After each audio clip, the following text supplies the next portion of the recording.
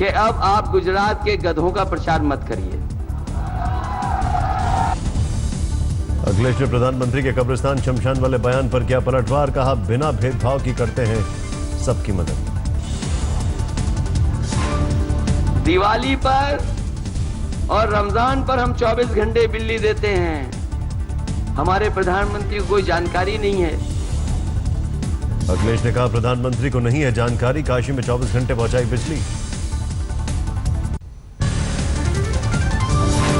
प्रधानमंत्री के कब्रिस्तान और शमशान वाले बयान पर कांग्रेस भी बढ़ के चुनाव आयोग से करेगी शिकायत। प्रधानमंत्री ने कल फतेहपुर रैली में अखिलेश सरकार पर लगाया मजहबी भेदभाव का आरोप, बोले कि जहां कब्रिस्तान बनता है वहां शमशान भी बने, त्योहारों में बिजली सप्लाई को बनाया मुद्दा। अगर रमजान में बिजली मिलती है तो दिवाली में भी बिजली मिलनी चाहिए, अगर होली पे बिजली मिलती है तो ईद पर भी बिजली मिलनी चाहिए। आरजेडी अध्यक्ष लालू यादव पर भी प्रधानमंत्री पर किया आगार, कहा चुनाव में सांप्रदायिकता फैला रहे प्रधानमंत्री।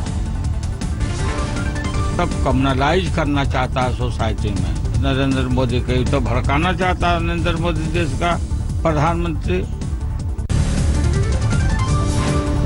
मुस्लिम धर्मगुरु फिरंगी महली ने पीएम के बयान की आलोचना की, प्रधानमंत्री का बयान अफसोसनाक। बीजेपी सांसद साक्षी महाराज ने प्रधानमंत्री के बयान पर विवाद को बताया बकवास, कहा पीएम ने की सबका साथ सबके विकास की बात। आज तक से खास बातचीत में साक्षी महाराज ने मुस्लिमों को टिकट न दिए जाने पर दी सफाई, कहा बीजेपी धर्म जाति नहीं जीतने वाले उम्मीदवारों को देती है टिकट। समाजवादी पार्टी प्रवक्ता राजेंद्र चौधरी का प्रधानमंत्री के खिलाफ आपत्तिजनक बयान, कहा आतंकवादी की तरह डरा धमका रहे हैं पीएम। दोनों आतंकवादी हैं,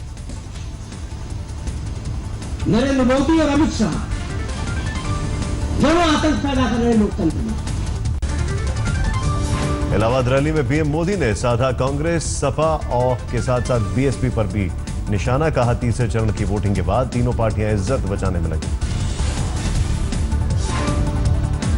3 चरण के बाद इस रणनीति में लगे हैं कि इज्जत बच जाए, इतनी सीटें कैसे लाएं। प्रधानमंत्री ने बुंदेलखंड की पहली रैली में कांग्रेस और सपा गठबंधन पर किया पुरजोर, कहा अवैध खनन करने वालों पर सैटेलाइट से रखेंगे निगरानी। प्रधानमंत्री ने मायावती पर भी साधा निशाना, बीएसपी बहुजन संपत्ति पार्टी हो गई है, कहा वो बहुजन समाज पार्टी नहीं रही है और पूरी पार्टी बहन जी संपत्ति पार्टी बन गई। मायावती ने सुल्तानपुर रैली में पीएम मोदी को दिए जुमले से जवाब, कहा नरेंद्र दामोदर दास मोदी का मतलब है नेगेटिव दलित मैन। नरेंद्र का मतलब होता है नेगेटिव, दामोदर दास का मतलब होता है दलित और मोदी का मतलब होता है मैन। मायावती ने खुलकर खेला दलित कार्ड, कहा मैं हूं दलित की लक्ष्मी। मायावती की गायत्री प्रजापति के बहाने कांग्रेस पर किया वार, सुल्तानपुर में बोली दागी के साथ कांग्रेस प्रजापति को कोई महिला नहीं देगी वोट। क्षेत्र में इनके अपने खुद के एक एमएलए पर बलात्कार व हत्या के गंभीर लग रहे आरोपों से तो महिलाओं का तो एक भी वोट मिलने वाला नहीं है। रायबरेली में अखिलेश और गायत्री प्रजापति ने नहीं किया मंच शेयर, गायत्री के मंच से उतरने के बाद ही अखिलेश मंच पर आए।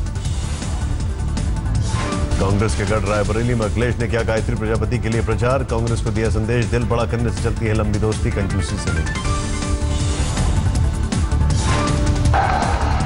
हम लोग तो बिना हैंडल के भी साइकिल चला लेते हैं, बिना पकड़े पकड़े, और अब तो कांग्रेस पार्टी का भी हाथ हैंडल पे लग गया है। रायबरेली की सभा में रो पड़े गायत्री प्रजापति, कहा आगे मंच पर तभी आऊंगा जब आप कहेंगे।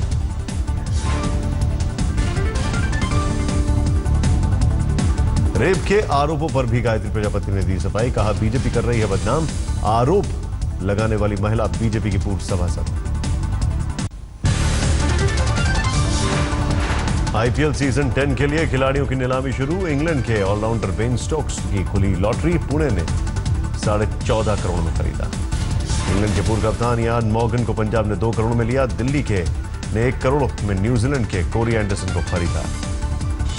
दिल्ली के ऑलराउंडर पवन नेगी की भी बल्ले बल्ले। 30 करोड़ बेस प्राइस वाले नेगी को बैंगलोर ने 1 करोड़ में खरीदा। ईशांत शर्मा और इरफान पठान को नहीं मिला खरीदार। सौरभ तिवारी सिर्फ 30 लाख में बिके। न्यूजीलैंड के पूर्व कप्तान रॉस टेलर भी नहीं बिके। गुप्टिल को भी नहीं मिला खरीदार।